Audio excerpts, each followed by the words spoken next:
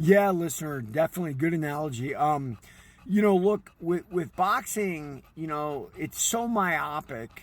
You learn to move those arms in combination, right? Like if there's one thing people know about boxing is it's not one or two punches or even three that necessarily land.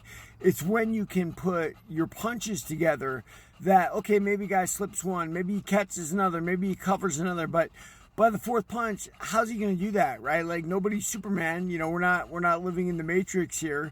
So that's how boxers at an elite level score. MMA for a really long time, and people miss this. It's one of the reasons they think Conor McGregor's got a shot against Floyd Mayweather, or any of these other proposed bouts they talk about.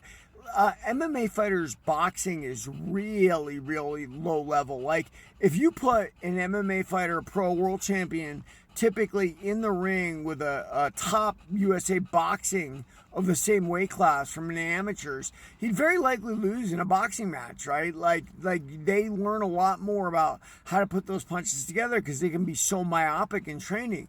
Now you get a guy like Topuria and now Imavov, and I think it's really cool. And why do I think it's cool? Like the kickboxers came first, right?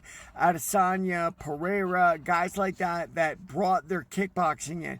Now the boxers are bringing their punches in, Topuria, Imavov, and whatnot. And it's just that it's a different art, right? It's a different style. Kickboxers, and I fall guilty like this, especially being a kickboxer who was a karate guy, we tend to be more pinpoint with our punches, right? Now, that having been said, I throw a lot of straight punches.